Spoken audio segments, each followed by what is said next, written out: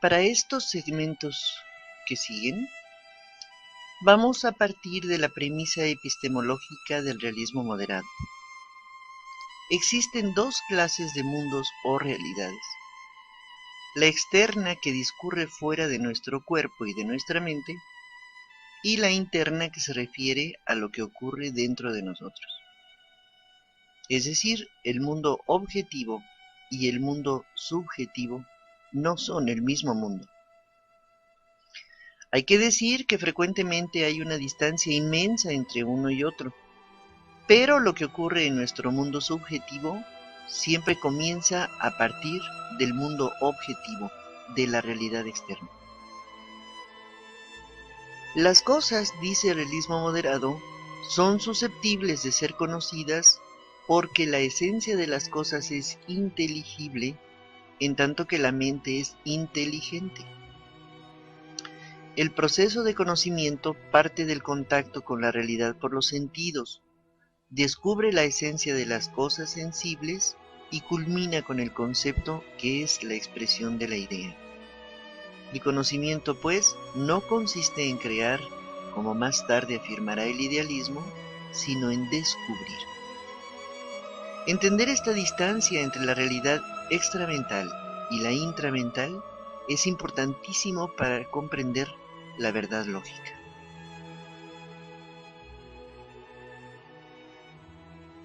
Un buen ejemplo de esa distancia lo tenemos en estas dos imágenes. La inferior es una fotografía de Jacqueline, la segunda esposa de Pablo Picasso, y la superior es un cuadro de Jacqueline pintado por Picasso.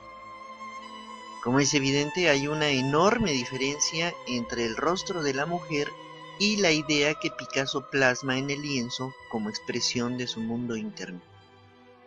Cómo se conectan estas dos realidades es justamente a través del proceso de conocimiento que iremos viendo paralelamente a las facultades que empleamos para eso.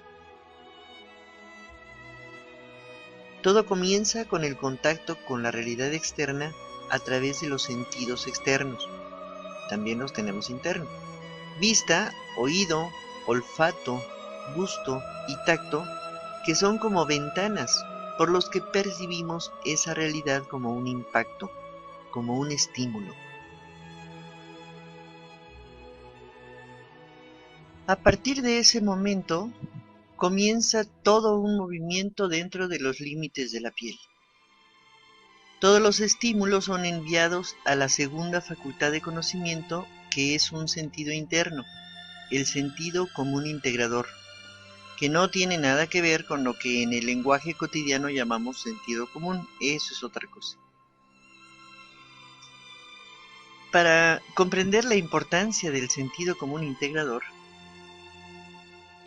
si alguien tiene la curiosidad de investigar los estímulos que nuestros sentidos son capaces de percibir por segundo y los pensamos por separado, nos vamos a dar cuenta de que lo que ocurre es un verdadero caos. Al mismo tiempo que veo los rostros de mis estudiantes, estoy escuchando los pájaros en el jardín, los carros a lo lejos en la carretera, la voz del profesor en el aula contigua, el chorro de agua del jardinero que riega. Al mismo tiempo percibo el olor de la loción de alguien, el del chorizo que cocina la señora de la cafetería, el del escape de algún camión mal afinado. Por el lado del tacto, al mismo tiempo siento el viento fresco que entra por la ventana, un poco de dolor si me aprieta un zapato, la redondez del bolígrafo en la mano, el piquete de un mosquito.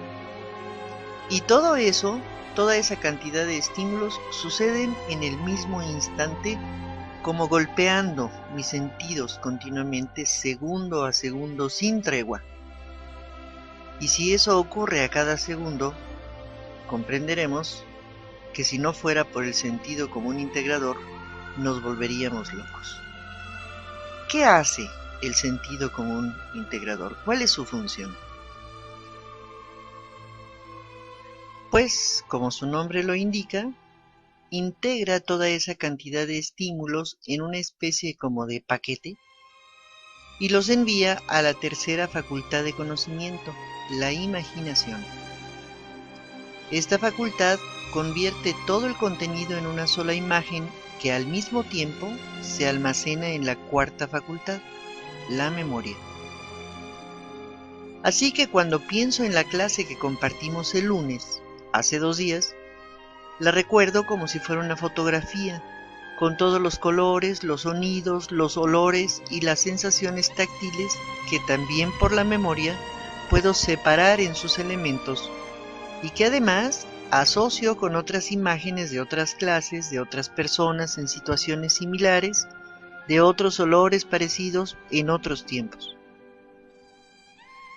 De hecho, esta asociación de imágenes y recuerdos es la herramienta privilegiada que utilizan los psicólogos y los psicoanalistas para que los pacientes se comprendan a sí mismos, para que puedan ubicarse a sí mismos en el tiempo y en el espacio. Luego, la imaginación y la memoria son 2 facultades distintas, como lo son las 2 caras de una misma moneda, cuyo punto de referencia es el yo, a diferencia de las otras 2 facultades para las que la referencia es lo que no soy yo.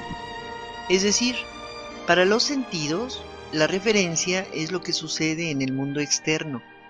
Para el sentido común integrador, la referencia es lo que he recibido del mundo externo.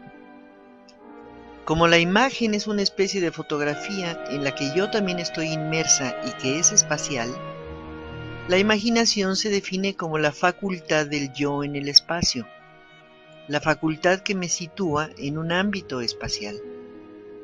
Y como solo puedo recordar lo que me ha sucedido o lo que me han platicado, la memoria resulta ser la facultad del yo en el tiempo, o lo que es lo mismo, la facultad que me sitúa en un tiempo determinado. Me explico. Supongamos que recuerdo una fiesta de cumpleaños.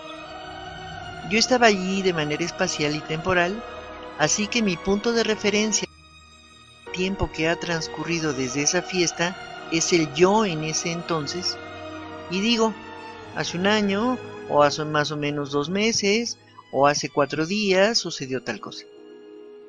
O bien, con esa referencia, puedo calcular el tiempo que hace falta para algún evento del porvenir.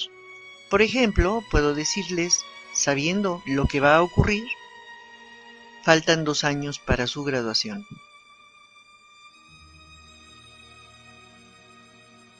Ahora bien, como sucede con todos los seres del reino animal, nuestra naturaleza, además de tener una parte sensible, también tiene una parte emocional. Y ante los estímulos, las imágenes y los recuerdos reaccionamos. Todos. Unos de una manera, otros de otra. Pero además de pertenecer al mundo animal o de la materia, también tenemos una parte racional que pertenece al mundo del espíritu, de manera que nuestras reacciones no solo son emocionales ni solo son racionales, sino que tienen parte y parte, siempre, en distintas proporciones. Esta reacción se debe a la quinta facultad del conocimiento, el instinto, que también tiene 2 caras. La, digamos, visceral, que en latín se llama estimans o estimativa, y la racional, que se llama cogitans o cogitativa. Obviamente, si el estímulo, la imagen y el recuerdo han sido placenteros, reaccionamos de manera completamente distinta, así han sido dolorosos. Como seres corpóreo-espirituales muy superiores al resto de los seres del reino animal, lo ideal es que nuestra reacción tenga mayor proporción de razón que de emoción, sobre todo si el estímulo ha sido desagradable y está asociado a otras imágenes y otros recuerdos similares. La sexta y última facultad que tenemos para conocer es la razón, que como las 2 anteriores está conformada por 2 elementos: la voluntad, que es la facultad por la que queremos algo, y el intelecto, que es la facultad por la que pensamos. Por ahora dejaremos a la voluntad y veamos lo que hace el intelecto o inteligencia. Cuando aquel original estímulo que recibimos por los sentidos llega a la razón, se da un movimiento interesantísimo y, como todo lo demás, prácticamente instantáneo. Recordemos que habíamos comentado que las cosas tienen una parte inteligible que los clásicos llamaban esencia y que definían como aquello que hace que la cosa sea lo que es y no otra cosa, que no depende ni de su forma, ni del material con que la cosa está hecha, ni de su función. Por ejemplo, una mesa puede ser cuadrada o redonda o triangular, puede ser alta o baja, puede ser ancha o angosta, puede ser de madera o de hierro o de plástico y sigue siendo mesa aunque no la usemos para comer o para escribir, sino para sentarnos en ella. Lo que hace que la mesa sea mesa y no silla es su esencia, que es lo que la inteligencia abstrae y por la que somos capaces de identificar una mesa y distinguirla sin equivocación entre 2 millones de objetos diferentes.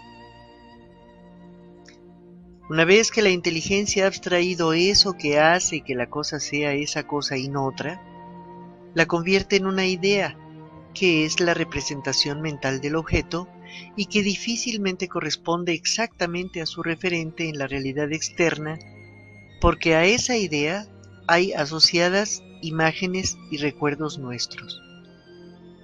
Pero para poder expresarla, para comunicarla a los demás, le asignamos una palabra. Y a esa palabra le llamamos concepto. De manera que el concepto es, finalmente, la expresión de la idea que tenemos en la mente y que puede representarse de muchas maneras, no solo verbalmente.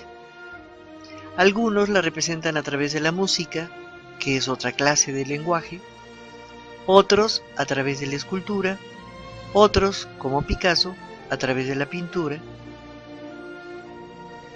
Y si he logrado explicar todo este proceso, se entiende por qué, si se trata de la misma persona, son tan diferentes la fotografía de Jacqueline y su expresión en la pintura de Picasso. Bien, pues con la abstracción de la esencia, la construcción de la idea y su expresión por el concepto, termina el proceso de conocimiento directo por abstracción. En el siguiente segmento veremos el conocimiento por reflexión o reflejo.